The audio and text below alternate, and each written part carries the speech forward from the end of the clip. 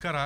ತುಮಕೂರಿನಲ್ಲಿ ಪ್ರಪ್ರಥಮ ಬಾರಿಗೆ ಕರ್ನಾಟಕ ಕಾರ್ಯನಿರತ ಪತ್ರಕರ್ತರ ಸಂಘದ ರಾಜ್ಯ ಸಮ್ಮೇಳನ ಆಗ್ತಾ ಇದೆ. ಈ ಸಂದರ್ಭದಲ್ಲಿ ಏನೆಲ್ಲ ಸಿದ್ಧತೆಗಳಾಗ್ತಾ ಇದಾವೆ ಅನ್ನೋ ಒಂದು ವಿಚಾರವಾಗಿ ನಾವು ವಿವಿಧ ಸಮಿತಿಯ ಪದಾಧಿಕಾರಿಗಳು ಈ ರೇಡಿಯೋ ಸಿದ್ಧಾರ್ಥ ಮುಂದೆ ಕೂತು ನಿಮ್ಗೆ ಹೇಳೋರಿದ್ದೇವೆ. ನೀವು ಕೇಳೋರಿದ್ದೀರಲ್ಲ, ನಿಮ್ಗೆಲ್ಲರಿಗೂ ಈ ಸಂದರ್ಭದಲ್ಲಿ ಸ್ವಾಗತ. ಮೊದಲಿಗೆ ನಮ್ಮ ಸಾಂಸ್ಕೃತಿಕ ಸಮಿತಿಯ ಅಧ್ಯಕ್ಷರಾದಂಥ ಪರಮೇಶ್ ಅವರು ಇದ್ದಾರೆ. ಸರ್, ತಮಗೆ ಈ ಕಾರ್ಯಕ್ರಮಕ್ಕೆ ಸ್ವಾಗತ. ನಮಸ್ಕಾರ ಸರ್. ನಮಸ್ಕಾರ. ಗುಬ್ಬಿ ತಾಲೂಕು ಕಾರ್ಯನಿರತ ಪತ್ರಕರ್ತರ ಸಂಘದ ಅಧ್ಯಕ್ಷರಾದಂತ ಆಂಜನಪ್ಪನವರು ನಮ್ಮ ಒಟ್ಟಿಗೆ ಇದ್ದಾರೆ. ಅವ್ರಿಗೂ ಈ ಕಾರ್ಯಕ್ರಮಕ್ಕೆ ಸ್ವಾಗತವನ್ನ ಬಯಸ್ತೇನೆ. ನಮಸ್ಕಾರ. ಮತ್ತೆ ನಮ್ಮ ಜಿಲ್ಲಾ ಕಾರ್ಯನಿರತ ಪತ್ರಕರ್ತರ ಸಂಘದ ಜಿಲ್ಲಾ ಕಾರ್ಯದರ್ಶಿಗಳಾದಂತ ರಂಗದಾಮಣ್ಣವ್ರು ನಮ್ಮ ಜೊತೆ ಇದ್ದಾರೆ. ಅವ್ರಿಗೂ ಈ ಕಾರ್ಯಕ್ರಮಕ್ಕೆ ಸ್ವಾಗತವನ್ನ ಬಯಸ್ತೇನೆ. ಸರ್, ಸುಮಾರು 5,000 ಜನ ಕಾರ್ಯನಿರತ ಪತ್ರಕರ್ತರು ಈ ಒಂದು ಸಮ್ಮೇಳನದಲ್ಲಿ ಭಾಗವಹಿಸೋರಿದ್ದಾರೆ.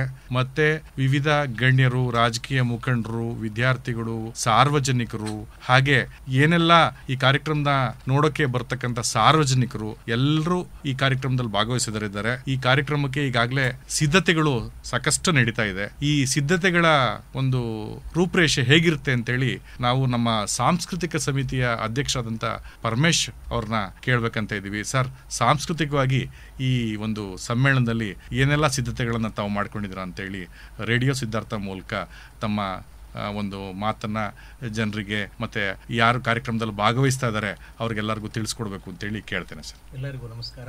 ಪ್ರಪ್ರಥಮ ಬಾರಿಗೆ ಕರ್ನಾಟಕ ಕಾರ್ಯನಿರತ ಪತ್ರಕರ್ತರ ಸಂಘ ತುಮಕೂರು ಜಿಲ್ಲಾ ಘಟಕ ರಾಜ್ಯ ಮಟ್ಟದ 39ನೇ ಪತ್ರಕರ್ತರ ಸಮ್ಮೇಳನವನ್ನು ಕುಣಿಗಲ್ ರಸ್ತೆಯ ಶ್ರೀ ಸಿದ್ಧಾರ್ಥ ತಾಂತ್ರಿಕ ಮಹಾವಿದ್ಯಾಲಯದ ಆಯೋಜನೆಯನ್ನು ಮಾಡಿದ್ದೇವೆ.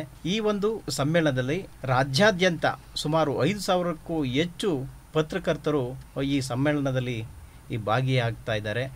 ಮೊದಲನೇದಾಗಿ ನಾವು ಜನವರಿ 18ನೇ ತಾರೀಕು ಏನು ನಮ್ಮ ಪತ್ರಕರ್ತರ ಸಮ್ಮೇಳನ ಇದೆ, ಆ ಸಮ್ಮೇಳನದ ಉದ್ಘಾಟನೆ ಮೂಲಕ ನಾವು ಚಾಲನೆಯನ್ನು ಕೊಡ್ತಾ ಇದ್ದೀವಿ. ಮೊದಲನೇದಾಗಿ ಆ ಮೆರವಣಿಗೆ ಏನು ಟೌನ್ ಹಾಲ್ ವೃತ್ತದಿಂದ ಮೆರವಣಿಗೆ ಸಾಗುತ್ತೆ.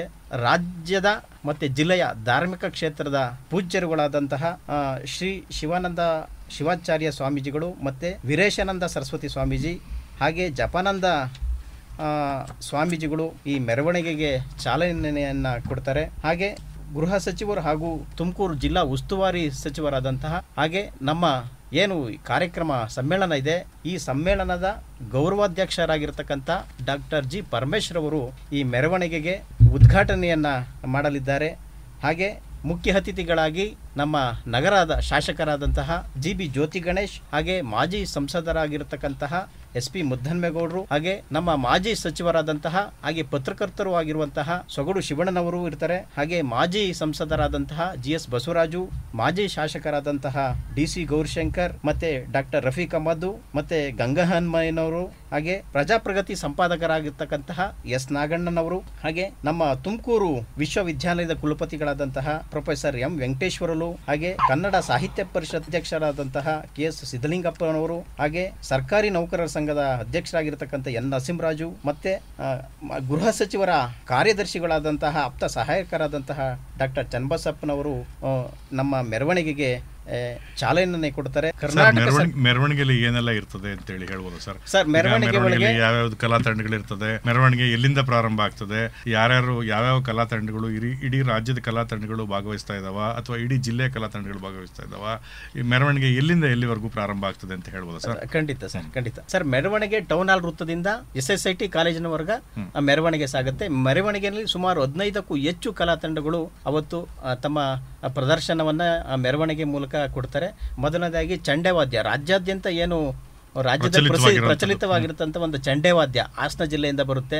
ಹಾಗೆ ನಮ್ಮ ತುಮಕೂರಿನಲ್ಲಿ ಸೋಮನ್ ಕುಣಿತ ಆಗಿರ್ಬೋದು, ಅರೆವಾದ್ಯ ಆಗಿರ್ಬೋದು, ವೀರಗಾಸೆ ಮತ್ತೆ ಕುಂಭ ಸ್ವಾಗತ, ಪೂರ್ಣ ಕುಂಭ ಸ್ವಾಗತ, ಈ ತರದವೆಲ್ಲ ಸುಮಾರು ಒಂದು 15 ಕಲಾ ತಂಡಗಳಿಂದ ನಾವು ಮೆರವಣಿಗೆಯನ್ನ ಚಾಲನೆ ಕೊಡ್ತೀವಿ ಸರ್. ಆ ಮೆರವಣಿಗೆಗೆ ಸುಮಾರು ಒಂದು 4-5 ಸಾವಿರಕ್ಕೂ ಹೆಚ್ಚು ನಾವು ಮೆರವಣಿಗೆ ವೀಕ್ಷಣೆ ಮಾಡುವಂತ ಪತ್ರಕರ್ತರಾಗಿರೋದು, ನಮ್ಮ ಜಿಲ್ಲೆಯ ಜನಪ್ರತಿನಿಧಿಗಳು ಮತ್ತೆ ನಾಗರಿಕರು ನಮ್ಮ ಈ ಮೆರವಣಿಗೆಯಲ್ಲಿ ಮೆರವಣಿಗೆಯಲ್ಲಿ ಇರ್ತಾರೆ ಸರ್. ಈಗಾಗಲೇ ಪತ್ರಕರ್ತರು ಎಷ್ಟು ಜನ ಭಾಗವಹಿಸ್ತಾರೆ ಅನ್ನೋದೇನಾದ್ರೂ ಒಂದು ನಿಮ್ಗೆ ಖಂಡಿತ ಗೊತ್ತಾಗಿದೆ? ಖಂಡಿತ ಸರ್.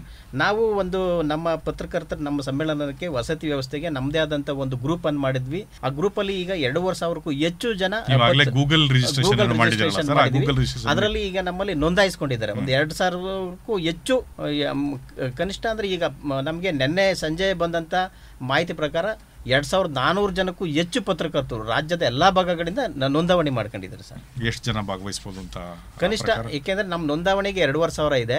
ಯಾಕೆಂದ್ರೆ ಇಲ್ಲಿ ಹತ್ರ ಇರುವಂತ ಪತ್ರಕರ್ತರು ನಮ್ಮ ಚಿತ್ರದುರ್ಗ ಜಿಲ್ಲೆ, ಚಿಕ್ಕಬಳ್ಳಾಪುರ ಜಿಲ್ಲೆ, ಬೆಂಗಳೂರು ಜಿಲ್ಲೆ ಅಂತವರು ಹೆಚ್ಚು ಜನಸಂಖ್ಯೆ, ಕೋಲಾರ ಜಿಲ್ಲೆ ಹತ್ತಿರ ಭಾಗದವರು, ಮಂಡ್ಯ ಭಾಗದವರು, ಇವರೆಲ್ಲ ಹೆಚ್ಚಾಗಿ ನಮ್ಮ ಜಿಲ್ಲೆಗೆ ನಮ್ಮ ತುಮಕೂರಿಗೆ ಆಗಮಿಸ್ತಾ ಇದ್ದಾರೆ. ಹಾಗಾಗಿ ನಾವು ಒಂದು ನಿರೀಕ್ಷೆ, ಒಂದು 5,000 ಪತ್ರಕರ್ತರು ಭಾಗವಹಿಸಬಹುದು ಅಂತ ಒಂದು ನಿರೀಕ್ಷೆ ಇಟ್ಕೊಂಡಿದ್ವಿ. ಮೆರವಣಿಗೆ ಹೇಳ್ತಾ ಇದ್ರಿ, ಮೆರವಣಿಗೆಯಲ್ಲಿ ವಿವಿಧ ಕಲಾ ಪ್ರಕಾರಗಳು ಮೆರವಣಿಗೆಯಲ್ಲಿ ಭಾಗವಹಿಸ್ತೇವೆ ಅಂತ ಹೇಳಿ. ಮೆರವಣಿಗೆ SSIT ಕಾಲೇಜ್ ವರೆಗೂ ಮೆರವಣಿಗೆ ಇರ್ತದೆ ಅಂತ ಹೇಳಿದ್ರಿ. ಸರಿ ಸರ್. ಅಲ್ಲಿ ಮಠಾಧೀಶರುಗಳು, ಮಠಾಧಿಪತಿಗಳು ಮೆರವಣಿಗೆಯಲ್ಲಿ ಎಲ್ಲ ಇರ್ತಾರೆ, ಎಲ್ಲ ಭಾಗವಹಿಸ್ತಾರೆ. ಎಷ್ಟು ಗಂಟೆವರೆಗೂ ಮೆರವಣಿಗೆ ಪ್ರಾರಂಭ ಆಗುತ್ತೆ? ನಾವು ಬೆಳಗ್ಗೆ ಒಂದು 9 ಗಂಟೆಯಿಂದ 10-10:30 ನಮ್ಮ ಮೆರವಣಿಗೆ ಸಾಗಿ ಬರುತ್ತೆ ಸರ್. ನಮಸ್ಕಾರ ರಂಗನಮಣ್ಣವರೇ, ಕಾರ್ಯಕ್ರಮ ಎಷ್ಟು ಗಂಟೆಗೆ ಪ್ರಾರಂಭ ಆಗ್ತದೆ? ವೇದಿಕೆ ಕಾರ್ಯಕ್ರಮದಲ್ಲಿ ಯಾರೆಲ್ಲ ಭಾಗವಹಿಸ್ತಾ ಇದ್ದಾರೆ? ಕಾರ್ಯಕ್ರಮ ಎಷ್ಟು ಗಂಟೆಗೆ ಉದ್ಘಾಟನೆ ಆಗ್ತದೆ ಅಂತ ಹೇಳ್ಬೋದಾ? ಆಗ್ಬೋದು. ಈಗ ವೇದಿಕೆ ಕಾರ್ಯಕ್ರಮ 11 ಗಂಟೆಗೆ ಅಂತ ಒಂದು ಫಿಕ್ಸ್ ಆಗಿದೆ. 11 ಗಂಟೆಗೆ ಅಂದರೆ ಆ ಮೆರವಣಿಗೆ ಸಾಗಿ ಬರೋ ಅಂಥ ಟೈಮಿಂಗ್ಸ್ ನೋಡ್ಕೊಂಡು ಒಟ್ಟಾರೆ 10:00ವರೆಗೆ ಎಲ್ಲ ಒಂದು ಮೆರವಣಿಗೆ ಮುಗಿಸ್ಬೇಕು ಅನ್ನೋ ಒಂದು ಆಲೋಚನೆಯಲ್ಲಿ ನಾವೆಲ್ಲರೂ ಇದ್ವಿ. ಒಟ್ಟಾರೆ 11 ಗಂಟೆಯಿಂದ ಪ್ರಾರಂಭ ಆಗುತ್ತೆ. 11 ಗಂಟೆ ನಂತರ ಒಂದು ವೇದಿಕೆ ಕಾರ್ಯಕ್ರಮ ಪ್ರಾರಂಭ ಆಗ್ತೈತೆ. ವೇದಿಕೆ ಕಾರ್ಯಕ್ರಮವನ್ನು ಯಾರು ಉದ್ಘಾಟನೆ ಮಾಡ್ತಾರೆ? ಯಾರೆಲ್ಲ ಅತಿಥಿಗಳು ಭಾಗವಹಿಸ್ತಾರೆ? ಕಾರ್ಯಕ್ರಮದಲ್ಲಿ ಏನೆಲ್ಲ ಇರ್ತದೆ? ಮೊದಲನೇ ದಿನ ಬರೀ ಉದ್ಘಾಟನಾ ಸಮಾರಂಭ ಮಾತ್ರ ಇರ್ತದ? ವಿವಿಧ ಗೋಷ್ಠಿಗಳಿರ್ತದ ಅಂತೇಳಿ ತಾವು ಹೇಳ್ಬೋದ್ರಾ? ಆಗ್ಬೋದು. ಈಗ ಉದ್ಘಾಟನಾ ಸಮಾರಂಭದ ಒಂದು ಕಾರ್ಯಕ್ರಮ ಒಂದು ತ್ರಿವಿಧಿ ದಾಸೋಹಿ ಡಾಕ್ಟರ್ ಶಿವಕುಮಾರ ಸ್ವಾಮೀಜಿ ಅವರ ಹೆಸರಿನಲ್ಲಿ ಒಂದು ವೇದಿಕೆ, ದೊಡ್ಡ ಮಟ್ಟದ ಒಂದು ವೇದಿಕೆ ಸಿದ್ಧತೆಗೊಳ್ತಾ ಇದೆ. ಈ ಒಂದು ವೇದಿಕೆಯಲ್ಲಿ ದಿವ್ಯ ಸಾನ್ನಿಧ್ಯವನ್ನು ಸಿದ್ಧಲಿಂಗ ಸ್ವಾಮಿಗಳು ಸಿದ್ಧಗಂಗಾ ಮಠದ ಪೀಠಾಧ್ಯಕ್ಷರು ಅವರು ದಿವ್ಯ ಸಾನ್ನಿಧ್ಯ ವಹಿಸ್ತಾರೆ. ಮತ್ತೆ ಉದ್ಘಾಟನೆ ಮಾನ್ಯ ಮುಖ್ಯಮಂತ್ರಿಗಳು, ಜನಪ್ರಿಯ ಕರ್ನಾಟಕದ ಮುಖ್ಯಮಂತ್ರಿಗಳಾದಂತ ಸಿದ್ದರಾಮಯ್ಯನವರು ಒಂದು ಉದ್ಘಾಟನೆ ಮಾಡ್ತಾರೆ. ಅಲ್ಲಿ ಕನೋಪಾಧ್ಯಕ್ಷತೆ ಅಂದ್ರೆ ಇನ್ಯಾರ್ಯಾರು ಇರ್ತಾರೆ ಅಂತಂದ್ರೆ ಇಲ್ಲಿನ ಲೋಕಸಭಾ ಸದಸ್ಯರಾದಂತ ವಿ ಸೋಮಣ್ಣ ಇರ್ತಾರೆ, ಜಿಲ್ಲಾ ಉಸ್ತುವಾರಿ ಸಚಿವರಾದಂಥ ಡಾಕ್ಟರ್ ಜಿ ಪರಮೇಶ್ವರ್ ಇರ್ತಾರೆ, ಮತ್ತು ಸಹಕಾರಿ ಸಚಿವರಾದಂಥ ರಾಜಣ್ಣರು ಇರ್ತಾರೆ, ಮತ್ತು ನಮ್ಮ ರಾಜ್ಯ ಪತ್ರಕರ್ತ ಸಂಘದ ರಾಜ್ಯಾಧ್ಯಕ್ಷರಾದಂಥ ಶಿವಾನಂದ ತಗಡೂರು ಇರ್ತಾರೆ, ಮತ್ತು ಜಿಲ್ಲಾ ಪತ್ರಕರ್ತ ಸಂಘದ ಅಧ್ಯಕ್ಷರಾದಂಥ ಚೀನಿ ಪುರುಷೋತ್ತಮರವರು ವೇದಿಕೆಯಲ್ಲಿ ಇರ್ತಾರೆ. ಅದೇ ರೀತಿಯಲ್ಲಿ ಜಿಲ್ಲೆಯ ಶಾಸಕರುಗಳು, ಜಿಲ್ಲೆಯ ಎಲ್ಲಾ ರೀತಿಯ ಎಲ್ಲಾ ಶಾಸಕರು ಇರ್ತಾರೆ, ಮಾಜಿನೂ ಇರ್ತಾರೆ, ಹಾಲಿನೂ ಇರ್ತಾರೆ, ಇಬ್ರು ಇರ್ತಾರೆ. ಒಂದು ವೇದಿಕೆ ಕಾರ್ಯಕ್ರಮ ಸರಿಸುಮಾರು 5,000 ಜನ ಬರುವ ನಿರೀಕ್ಷೆ ಇದೆ. ಹಂಗಾಗಿ ಈ ಒಂದು ಅದ್ಭುತವಾದಂಥ ಕೊರಟಗೆರೆ ತಾಲೂಕಿನಲ್ಲಿ ಕಲ್ಪತರು ನಾಡಿನಲ್ಲಿ ಇದೊಂದು ಅದ್ಭುತವಾದಂತ ರಾಜ್ಯ ಸಮ್ಮೇಳನ ಆಗ್ತೈತಿ ಅಂತ ನಾವೆಲ್ಲರೂ ಏನ್ ನಿರೀಕ್ಷೆ ಮಾಡಿದೀವೋ ಅದಕ್ಕೆಲ್ಲರೂ ಕೈ ಜೋಡಿಸೋರೆ ಹಾಗೆ ಆಗುತ್ತೆ ಅಂತ ನಮ್ಮ ಅನಿಸಿಕೆ.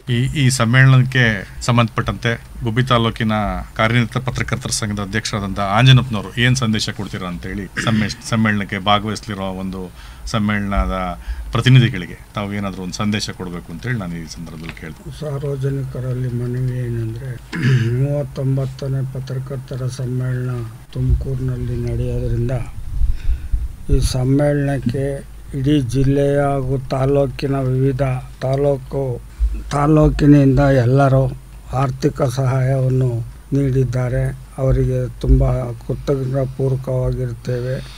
ಮತ್ತು ಈ ಸಮ್ಮೇಳನ ತುಂಬ ಯಶಸ್ವಿಯಾಗಿ ನಡೆದರೆ ನಮ್ಮ ಜಿಲ್ಲೆಗೆ ಹೆಮ್ಮೆ ತರುವಂಥದ್ದು ಹಾಗೂ ಪತ್ರಕರ್ತರು ಹೆಚ್ಚಿನ ಸಂಖ್ಯೆಯಲ್ಲಿ ಭಾಗವಹಿಸಿ ಕಾರ್ಯಕ್ರಮ ಯಶಸ್ವಿಗೊಳಿಸಬೇಕೆಂದು ಎಲ್ಲರಲ್ಲೂ ಮನವಿ ಮಾಡುತ್ತೆ. ಧನ್ಯವಾದಗಳು ಅಂಜನಪ್ಪರೇ, ಎಲ್ಲರಿಗೂ ಮನವಿ ಮಾಡಿ ಸಂದೇಶ ಕಳಿಸಿದ್ದಕ್ಕೆ. ಸರ್, ವಿವಿಧ ಗೋಷ್ಠಿಗಳು ಇರುವಂತದ್ದು ಈ ಸಮ್ಮೇಳನದಲ್ಲಿದೆ. ಆ ವಿವಿಧ ಗೋಷ್ಠಿಗಳಲ್ಲಿ ಒಂದು ಮುಖ್ಯವಾದ ಗೋಷ್ಠಿ ಮಧ್ಯಾಹ್ನ 1 ಗಂಟೆಗೆ ಸಂವಿಧಾನ ಮತ್ತು ಮಾಧ್ಯಮ. ನಾವು ಮಾಧ್ಯಮ ಮತ್ತು ಸಂವಿಧಾನಕ್ಕೆ ಎಷ್ಟು ರಿಲೇಟೆಡ್ ಅಂದ್ರೆ ಆ ಸಂವಿಧಾನದಲ್ಲಿ ಮಾಧ್ಯಮದ ಪಾತ್ರ ತುಂಬಾ ಮುಖ್ಯವಾದ್ದು. ಇದ್ರ ಬಗ್ಗೆ ಗೋಷ್ಠಿ ಇದೆ. ಇದ್ರ ಬಗ್ಗೆ ಯಾರು ಭಾಗವಹಿಸ್ತಾರೆ ಅಂತ ಹೇಳ್ತಾವೆ ಹೇಳ್ಬೋದು ಸರ್? ಖಂಡಿತ ಸರ್. ಗೋಷ್ಠಿ ಏನ್ ಇವತ್ತು ಸಂವಿಧಾನದ 4ನೇ ಅಂಗ ಪತ್ರಿಕಾರಂಗದ ಏನ್ ಇವತ್ತು ಆಗು ಹೋಗುಗಳಿದಾವೆ ಅವುಗಳನ್ನ ಏನ್ ನಾವು ಈ ಸಂವಿಧಾನ ಒಂದು ಮಾಧ್ಯಮ ಒಂದು ಗೋಷ್ಠಿಯನ್ನು ಆಯೋಜನೆ ಮಾಡಿದ್ದೀವಿ. ಈ ಆಯೋಜನೆಯ ಉದ್ಘಾಟನೆಯನ್ನ ಮಾನ್ಯ ಕಾನೂನು ಮತ್ತು ಸಂಸದೀಯ ಸಚಿವರಾದಂತಹ HK ಪಾಟೀಲ್ ಅವರು ಈ ಗೋಷ್ಠಿ ಉದ್ಘಾಟನೆ ಮಾಡ್ತಾರೆ. ಸ್ವತಃ ಅವರು ಪತ್ರಕರ್ತರು ಸರ್. ಅವ್ರದ್ದು ಒಂದು ಬಹಳ ಹಳೆಯದಾದ ಪತ್ರಿಕೆ ನಡೆಸಿದಂತ ಅವರು ಪತ್ರಕರ್ತರು. ಅವರಿಗೆ ಒಳ್ಳೆ ಗೋಷ್ಠಿನೇ ಕೊಟ್ಟಿದ್ರೆ ಉದ್ಘಾಟಕರಾಗಿ ಅವರು ಭಾಗವಹಿಸಿದ್ದಾರೆ. ಹೌದು, ಖಂಡಿತ ಸರ್. ಹಾಗೆ ಈ ಗೋಷ್ಠಿನಲ್ಲಿ ಮಾಧ್ಯಮ ತಜ್ಞರಾದಂಥ GN ಮೋಹನ್ ಅವರು ಕೂಡ ಇರ್ತಾರೆ. ಹಾಗೆ ಶಾಸಕರು ಮತ್ತು ಮುಖ್ಯಮಂತ್ರಿ ಕಾನೂನು ಸಲಹೆಗಾರರಾದಂತಹ AS ಪನ್ನಣ್ಣ ಕೂಡ ಈ ಗೋಷ್ಠಿನಲ್ಲಿ ಭಾಗವಹಿಸ್ತಾರೆ. ಹಾಗೆ GR ಪಾಟೀಲ್ ಅಂತ ಹೇಳಿ ಶಾಸಕರು, ಹಾಗೆ ಮುಖ್ಯಮಂತ್ರಿಗಳ ರಾಜಕೀಯ ಸಲಹೆಗಾರರಾದಂತಹ BR ಪಾಟೀಲ್ ಕೂಡ ಇರ್ತಾರೆ. ಈ ಕಾರ್ಯಕ್ರಮದಲ್ಲಿ ನಮ್ಮ ಜಿಲ್ಲೆಯ ಪತ್ರಕರ್ತರಾದಂತಹ ಸಾಚಿ ರಾಜ್ಕುಮಾರ್ ಸರ್ ಮತ್ತು N ರವಿಕುಮಾರ್ ಸರ್ ಹಾಗೆ ಶಾನಾ ಪ್ರಸನ್ನಮೂರ್ತಿ ಇವರು ಈ ಗೋಷ್ಠಿನಲ್ಲಿ ಮುಖ್ಯವಾಗಿ ಈ ಸಂವಿಧಾನ ಮತ್ತು ಮಾಧ್ಯಮಕ್ಕೆ ಸಂಬಂಧಂತಹ ಆ ಗೋಷ್ಠಿನಲ್ಲಿ ಭಾಗವಹಿಸ್ತಾರೆ. ಸರ್, ಈ ಒಂದು ಸಮ್ಮೇಳನದಲ್ಲಿ ವಿಶೇಷವಾಗಿ ನಾನು ನೋಡಿದ್ದು ಒಂದು ನಿಮ್ಮ ಆಹ್ವಾನ ಪತ್ರಿಕೆಯಲ್ಲಿ ಕಲ್ಪತರು ರತ್ನ ಪ್ರಶಸ್ತಿ ಪ್ರದಾನ ಸಮಾರಂಭ. ಕಲ್ಪತರು ರತ್ನ ವಿವಿಧ ಕ್ಷೇತ್ರಗಳಲ್ಲಿ ಗಣನೀಯವಾಗಿ ಸೇವೆ ಸಲ್ಲಿರತಕ್ಕಂಥ ಕೆಲವು ಜನರನ್ನು ಆಯ್ಕೆ ಮಾಡಿಕೊಂಡು ಕಲ್ಪತರು ರತ್ನ ಪ್ರಶಸ್ತಿ ಪ್ರದಾನ ಮಾಡ್ತಾ ಇದ್ದಾರೆ. ಇದರ ವಿಶೇಷತೆ ಬಗ್ಗೆ ತಮಗೇನಾದರೂ ವಿಚಾರ ಇದ್ರೆ ಹೇಳ್ಬೋದು ಸರ್.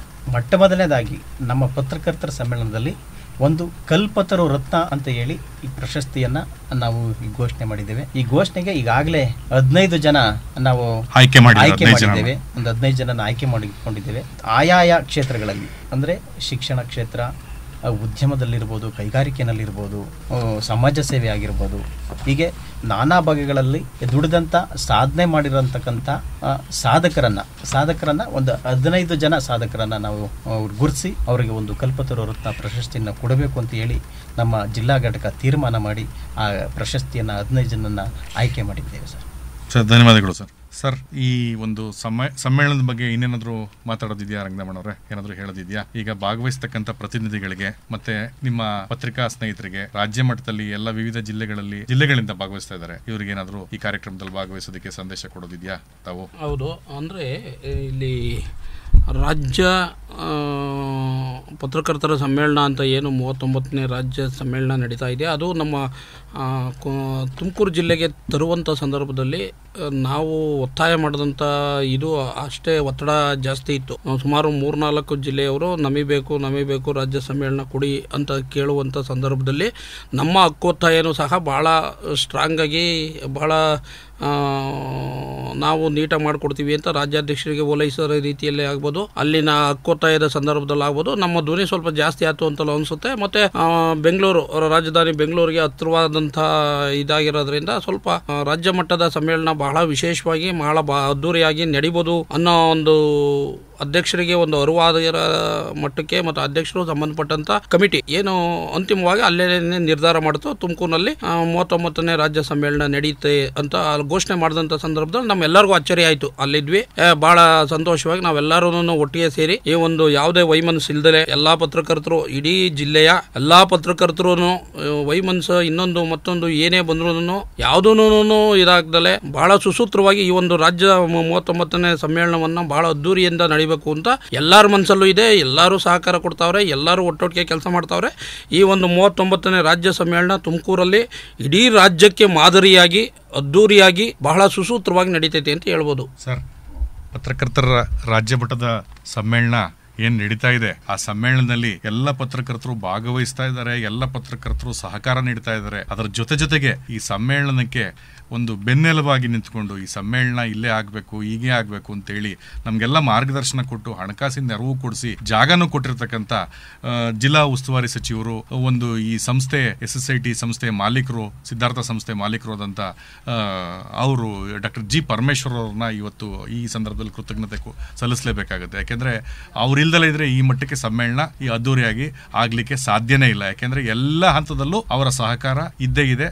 ಈ ಸಮ್ಮೇಳನ ಮುಗಿಯುವವರೆಗೂ ಅವ್ರು ಖಂಡಿತ ಇನ್ನೂ ಹೆಚ್ಚಿನದಾಗಿ ಸಹಕಾರ ನೀಡ್ತಾರೆ ಅಂತೇಳಿ ನಾವು ಭಾವಿಸಿ, ಕಾರ್ಯನಿರತ ಪತ್ರಕರ್ತರ 39ನೇ ರಾಜ್ಯ ಸಮ್ಮೇಳನಕ್ಕೆ ಭಾಗವಹಿಸ್ತಾ ಇರ್ತಕ್ಕಂಥ ಪ್ರತಿನಿಧಿಗಳಿಗೆ ಇಲ್ಲಿ ವಸತಿ ವ್ಯವಸ್ಥೆಯನ್ನ ಮಾಡಲಾಗ್ತಾ ಇದೆ. ಎಲ್ಲೆಲ್ಲಿ ವಸತಿ ವ್ಯವಸ್ಥೆ ಮಾಡ್ತೀರಾ, ಏನೆಲ್ಲ ವ್ಯವಸ್ಥೆ ಮಾಡಿದ್ದೀರಾ, ಹಾಗೂ ಎಷ್ಟು ಜನ ಈಗಾಗಲೇ ನೋಂದಣಿಯಾಗಿದ್ದಾರೆ, ಅವ್ರಿಗೆಲ್ಲ ಏನೆಲ್ಲ ವ್ಯವಸ್ಥೆ ಎಲ್ಲೆಲ್ಲಿ ಮಾಡಿದ್ದೀರಾ ಅನ್ನೋದ್ರ ಬಗ್ಗೆ ನಮ್ಮ ಕಾರ್ಯನಿರತ ಪತ್ರಕರ್ತರ ಸಂಘದ ಜಿಲ್ಲಾ ನಿರ್ದೇಶಕರು ಈ ಸಮ್ಮೇಳನದಲ್ಲಿ ಸಕ್ರಿಯವಾಗಿ ಎಲ್ಲ ಒಂದು ಸಮಿತಿಗಳಲ್ಲೂ ಸಕ್ರಿಯವಾಗಿದ್ದಾರೆ. ಅವ್ರಿಗೆ ಈ ಸಮಿತಿ ಆ ಸಮಿತಿ ಅನ್ನೋದು ಇಲ್ವೇ ಇಲ್ಲ. ಯಾಕಂದ್ರೆ ಅವರು ಬಹಳ ಆಕ್ಟಿವ್ ಪ್ರಸನ್ನ ದೊಡ್ಡಗುಣಿಯವರು. ಅವರು ಈ ಒಂದು ನೋಂದಣಿ ಬಗ್ಗೆ, ಯಾಕಂದ್ರೆ ಮುಖ್ಯವಾಗಿ ಅವರಿಗೆ ನೋಂದಣಿ ವಿಭಾಗ ಕೊಟ್ಟಿದ್ದಾರೆ. ಎಷ್ಟು ಜನ ಈಗಾಗಲೇ ಗೂಗಲ್ ಅಲ್ಲಿ ನೋಂದಣಿ ಆಗಿದ್ದಾರೆ ಅಥವಾ ಎಷ್ಟು ಜನ ನೋಂದಣಿ ಆಗಬಹುದು, ಸಮ್ಮೇಳನದಲ್ಲಿ ಭಾಗವಹಿಸಬಹುದು, ಮತ್ತೆ ಎಲ್ರಿಗೂ ವಸತಿ ವ್ಯವಸ್ಥೆ ಆಗುತ್ತಾ, ಅಂದ್ರೆ ಹೊರಗಡೆಯಿಂದ ಬಂದವರು ಬೇರೆ ಬೇರೆ ಜಿಲ್ಲೆಯಿಂದ ಭಾಗವಹಿಸ್ತಾ ಇದ್ದಾರೆ, ಅವ್ರಿಗೆಲ್ಲ ಎಲ್ಲೆಲ್ಲಿ ವ್ಯವಸ್ಥೆ ಮಾಡಿದಿರಿ ಅನ್ನೋದ್ರ ಬಗ್ಗೆ ಸ್ವಲ್ಪ ಸಂಕ್ಷಿಪ್ತವಾಗಿ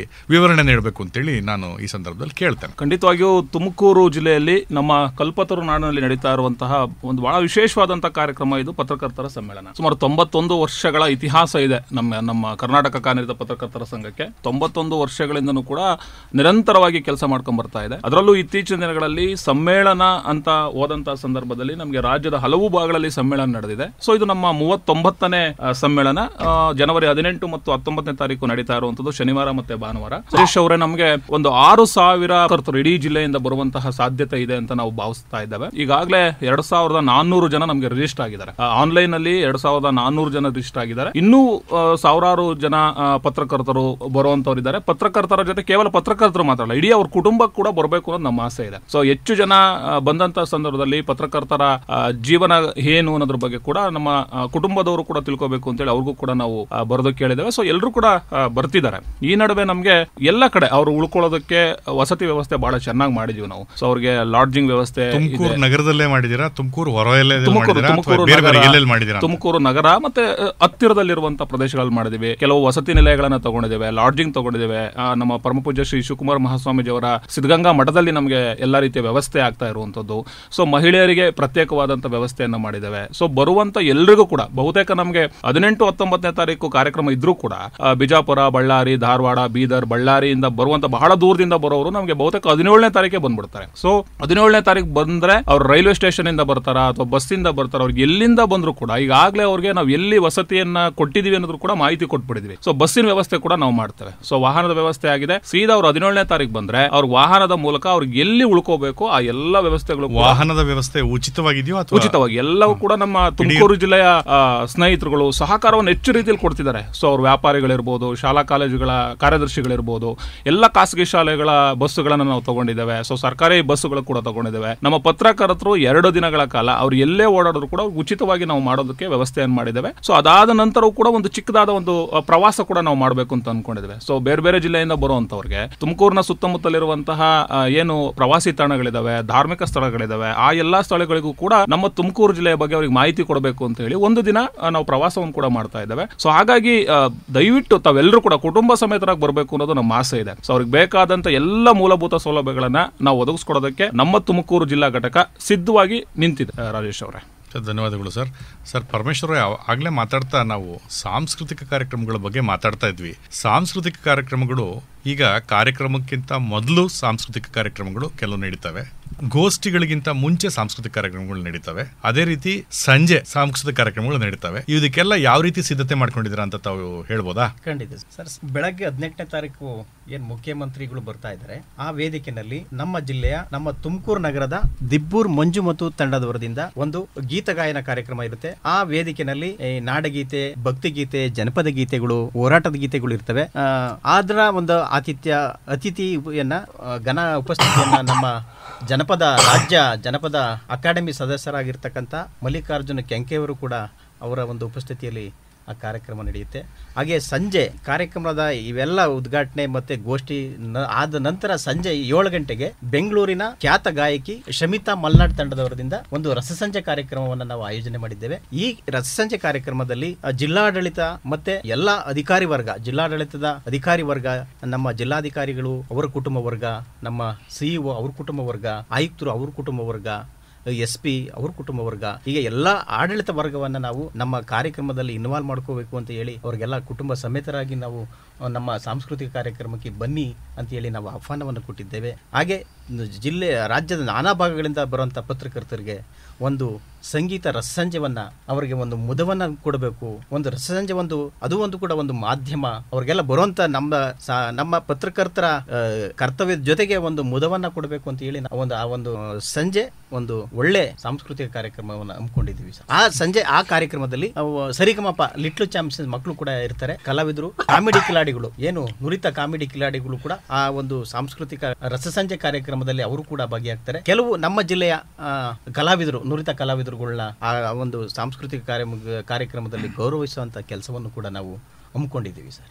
ಈ ಒಂದು ಸಮ್ಮೇಳನದಲ್ಲಿ ಕಾರ್ಯಕ್ರಮ ಆಗುತ್ತೆ, ಸಾವಿರಾರು ಜನ ಬರ್ತಾರೆ, ಭಾಗವಹಿಸ್ತಾರೆ, ಗೋಷ್ಠಿಗಳಾಗುತ್ತೆ, ಎಲ್ಲ ಸಂತೋಷವನ್ನ ಹಂಚ್ಕೊಳ್ಳೋದ್ರ ಜೊತೆಗೆ ಈ ಒಂದು ಸಮ್ಮೇಳನ ನಡೆದಕ್ಕೆ ರೆಕಾರ್ಡ್ ಆಗ್ಬೇಕು. ಆ ಸಮ್ಮೇಳನ ಎಲ್ಲಿ ನಡೀತು, ಹೇಗೆ ನಡೀತು, ಈ ಒಂದು ಜಿಲ್ಲೆಯ ಮತ್ತೆ ಇಡೀ ರಾಜ್ಯದ ಪತ್ರಕರ್ತರ ಲೇಖನಗಳಾಗ್ಬೋದು ಅಥವಾ ಇಡೀ ಜಿಲ್ಲೆಯಲ್ಲಿ ಏನೇನು ವಿಶೇಷತೆ ಇರ್ಬೋದು, ಇದ್ರದ್ದೆಲ್ಲ ಒಂದು ಸಂಕೀರ್ಣವಾಗಿ ಒಂದು ಪುಸ್ತಕದ ರೂಪದಲ್ಲಿ ಏನಾದರೂ ಬರ್ತಾ ಇದೆಯಾ ಸರ್? ಯಾಕಂದ್ರೆ ಈ ಒಂದು ನಾನು ಮೊದಲೇ ಹೇಳಿದಾಗೆ ಸಮ್ಮೇಳನ ಈಗ ಇವತ್ತು ನಾವು ಮಾಡ್ತೇವೆ, ಇನ್ನೊಂದು ತಿಂಗಳಿಗೆ ಸಮ್ಮೇಳನ ಆಗಿತ್ತು ಅಂತ ಹೇಳ್ತೇವೆ, ಆದ್ರೆ ಪುಸ್ತಕ ರೂಪದಲ್ಲಿ ಇದ್ರೆ ಅದು ಕಾಯಮಾಗಿ ನೆನಪಲ್ಲಿ ಇರ್ತದೆ. ಇದ್ರ ಬಗ್ಗೆ ನೀವು ಪ್ರಸನ್ನ ಅವರೇ. ಖಂಡಿತ. ಏನಂದ್ರೆ ಒಂದು ಯಾವುದೇ ಒಂದು ಕಾರ್ಯಕ್ರಮ ಆದ್ರೂ ಕೂಡ ಅದು ಶಾಶ್ವತವಾಗಿ ಉಳಿಬೇಕು ಅಂತಂದ್ರೆ ಅದು ಪುಸ್ತಕದ ರೂಪದಲ್ಲಿ ಬರಬೇಕು. ಸೊ ನಾವು ಮಾಧ್ಯಮದಲ್ಲಿ ಕೆಲಸ ಮಾಡ್ತಿರೋದ್ರಿಂದ, ಪತ್ರಿಕೆಯಲ್ಲಿ ಕೆಲಸ ಮಾಡೋದ್ರಿಂದ ಅದು ಶಾಶ್ವತವಾಗಿ ಉಳಿಬೇಕು. ರಾಜ್ಯದ ಎಲ್ಲ ಮೂಲೆಗಳಿಗೆ ನಮ್ಮ ಇಡೀ ತುಮಕೂರು ಜಿಲ್ಲೆಯ ವಿಶೇಷತೆ ಹೋಗ್ಬೇಕು ಅಂತ ಒಂದು ಸ್ಮರಣ ಸಂಚಿಕೆ ಬೇಕೇ ಬೇಕು. ಸೊ ಅದು ಕೂಡ ಇವತ್ತೇನು ನಮ್ಮ ಸುರೇಶ್ ವತ್ಸ ಅವರ ಅಧ್ಯಕ್ಷತೆಯಲ್ಲಿ ಈಗಾಗಲೇ ಪ್ರಿಂಟ್ ಆಗ್ತಾ ಇದೆ. ಸೊ ತುಮಕೂರು ಜಿಲ್ಲೆ ಬಹಳ ದೊಡ್ಡ ಜಿಲ್ಲೆ. ತುಮಕೂರು ಜಿಲ್ಲೆಯಲ್ಲಿ 10 ತಾಲೂಕುಗಳಿದೆ. 10 ತಾಲೂಕುಗಳು ಕೂಡ ಸಾಮಾಜಿಕವಾಗಿ, ಧಾರ್ಮಿಕವಾಗಿ, ಆರ್ಥಿಕವಾಗಿ, ಶೈಕ್ಷಣಿಕವಾಗಿ ಬಹಳ ದೊಡ್ಡ ಮಟ್ಟದ ಅಲ್ಲಿ ಹೆಸರನ್ನ ಮಾಡಿರುವಂತ ಜಿಲ್ಲೆ. ಅದರಲ್ಲೂ ನಮ್ಮ ತುಮಕೂರಿನ ಸಿದ್ಧಗಂಗಾ ಮಠ ಅಂತಂದ್ರೆ ಇಡೀ ಪ್ರಪಂಚಕ್ಕೆ ಗೊತ್ತಿರುವಂತಹ ಐತಿಹಾಸಿಕ ಸ್ಥಳಗಳಿದೆ. ಖಂಡಿತವಾಗ್ಲು ನಮ್ಮ ತುಮಕೂರು ಗ್ರಾಮಾಂತರಕ್ಕೆ ನಾವು ಹೋದ್ರೆ ಅಥವಾ ಗುಬ್ಬಿಗೆ ಹೋದ್ರೆ, ಪಾವಗಡಕ್ಕೆ ಹೋದ್ರೆ, ಮಧುಗಿರಿ, ಕುಣಿಗಲ್, ಇಡೀ ತಿಪಟೂರು, ಪ್ರತಿಯೊಂದು, ಈಗ ತಿಪಟೂರು ಅಂತಂದ್ರೆ ನಮಗೆ ಇಡೀ ಏಷ್ಯಾ ಖಂಡದಲ್ಲೇ ಬಹಳ ದೊಡ್ಡ ಮಟ್ಟದ ಕೊಬ್ಬರಿ ಮಾರ್ಕೆಟ್ ಇರುವಂತದ್ದು. ಸೊ ಹಾಗಾಗಿ ನಾವು ಅಲ್ಲಿನ ವಿಶೇಷತೆಯನ್ನು ನೋಡ್ತೇವೆ. ಗುಬ್ಬಿಗೆ ಹೋಯ್ತು ಅಂತಂದ್ರೆ ಗುಬ್ಬಿಯ ಗೋಸಲ ಚನ್ನಬಸವೇಶ್ವರ ಇದ್ದಾರೆ, ಜೈನ ಬಸದಿ ಇದೆ, ಚೇಳೂರು ಬಾವಿ ಇರುವಂತದ್ದು, ಇನ್ನು ಮಧುಗಿರಿ ಅರಳಗುಪ್ಪೆ, ತಿಪಟೂರಿಗೆ ಹೋಯ್ತು ಅಂದ್ರೆ ಅರಳಗುಪ್ಪೆಗೆ ಹೋಗುವಂಥದ್ದು, ರಂಗಾಪುರ ಅಂತ ಇರ್ಬೋದು, ನಾಮದ ಚಿಲುಮೆ ತುಮಕೂರು ಗ್ರಾಮಾಂತರಕ್ಕೆ ಬಂದ್ರೆ. ಸೊ ಹೀಗೆ ಕುಣಿಗಲ್ಗೆ ಹೋಯ್ತು ಅಂತಂದ್ರೆ ನಮಗೆ ಯಡಿಯೂರು ಸಿದ್ಧಲಿಂಗೇಶ್ವರ ಇದ್ದಾರೆ, ಕರ್ಗೇರಿಯರಿದ್ದಾರೆ, ಮಾರ್ಕೋನಹಳ್ಳಿ ಡ್ಯಾಮ್ ಇದೆ, ಸೊ ಶನೀಶ್ವರ ಸ್ವಾಮಿಯ ದೇವಾಲಯಗಳಿದ್ದಾವೆ. ಸೊ ಹೀಗೆ ತುಮಕೂರು ಜಿಲ್ಲೆಯ ಪ್ರತಿಯೊಂದು ತಾಲೂಕುಗಳಲ್ಲೂ ಕೂಡ ಏನೆಲ್ಲ ವಿಶೇಷತೆ ಇದೆ. ಇನ್ನ ಬಹಳ ಮುಖ್ಯವಾಗಿ ನಮಗೆ ಗುಬ್ಬಿ ವೀರಣ್ಣವರು ರಂಗಭೂಮಿಯಲ್ಲಿ ತನ್ನದೇ ಆದ ಇತಿಹಾಸವನ್ನ ಸೃಷ್ಟಿಸಿದಂತ ಗುಬ್ಬಿ ವೀರಣ್ಣವ್ರ ಬಗ್ಗೆ ಒಂದು ಪತ್ರಿಕೆಯಲ್ಲಿ ಬರುವಂತದ್ದು ಇರ್ಬೋದು. ಸೊ ಹೀಗೆ ಇಡೀ ಜಿಲ್ಲೆಯ ಎಲ್ಲ ವಿಷಯಗಳ ಬಗ್ಗೆಯೂ ಕೂಡ ಒಂದು ಸ್ಮರಣ ಸಂಚಿಕೆ ಬಿಡುಗಡೆ ಆಗುತ್ತಾ ಇದೆ. ಸೊ ಅದನ್ನ ಮಾನ್ಯ ಸಿದ್ದರಾಮಯ್ಯನವರು ಮುಖ್ಯಮಂತ್ರಿಗಳು ಬಿಡುಗಡೆಯನ್ನ ಮಾಡ್ತಾರೆ.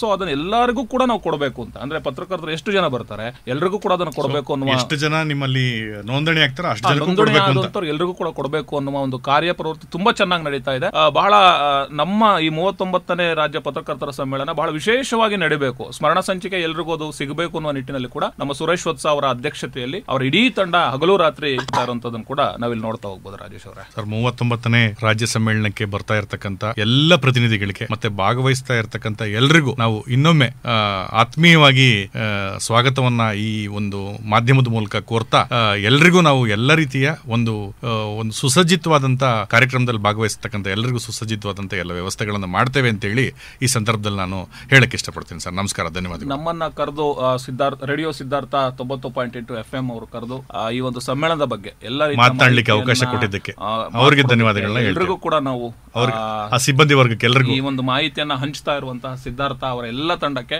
ನಮ್ಮ ಪತ್ರಕರ್ತರ ವಿಭಾಗದಿಂದ ಎಲ್ಲ ಪತ್ರಕರ್ತರಿಂದ ತುಂಬ ಹೃದಯದ ಧನ್ಯವಾದಗಳನ್ನ ಎಗೈನ್ ಮತ್ತೆ ನಾವು ಜಿಲ್ಲಾ ಉಸ್ತುವಾರಿ ಸಚಿವರು, ಈ ಸಂಸ್ಥೆ ಮಾಲೀಕರು ಮತ್ತೆ ಈ ಕಾರ್ಯಕ್ರಮದ ರೂವಾರಿಗಳು ಅಂತಾನೆ ಹೇಳ್ಬೇಕು ಅವರು. ಯಾಕಂದ್ರೆ ಅವ್ರು ಇಲ್ದಲ್ಲ ಇದ್ರೆ ಈ ಕಾರ್ಯಕ್ರಮ ಇಷ್ಟೊಂದು ಅದ್ದೂರಿಯಾಗಿ ಆಗೋದಿಕ್ಕೆ ಸಿದ್ಧತೆಗಳು ಆಗ್ತಿರ್ಲಿಲ್ಲ ಅನ್ಸುತ್ತೆ. ಅವ್ರು ಜಾಗ ಕೊಟ್ಟಿದ್ದಾರೆ, ಹಣಕಾಸಿನ ಸಹಾಯ ಮಾಡಿದ್ದಾರೆ, ಎಲ್ಲ ರೀತಿಯ ಸಹಕಾರವನ್ನ ಕೊಡ್ತಾ ಇದ್ದಾರೆ. ಇನ್ನೊಮ್ಮೆ ಅವರಿಗೆ ಧನ್ಯವಾದಗಳನ್ನ ಡಾಕ್ಟರ್ ಜಿ ಪರಮೇಶ್ವರ್ ಅವರಿಗೆ, ಜಿಲ್ಲಾ ಉಸ್ತುವಾರಿ ಸಚಿವರು, ಗೃಹ ಮಂತ್ರಿಗಳು, ಇವರಿಗೆ ನಾವು ಧನ್ಯವಾದಗಳನ್ನ ಈ ಸಂದರ್ಭದಲ್ಲಿ ಹೇಳಕ್ ಇಷ್ಟಪಡ್ತೀವಿ ಸರ್. ನಮಸ್ಕಾರ.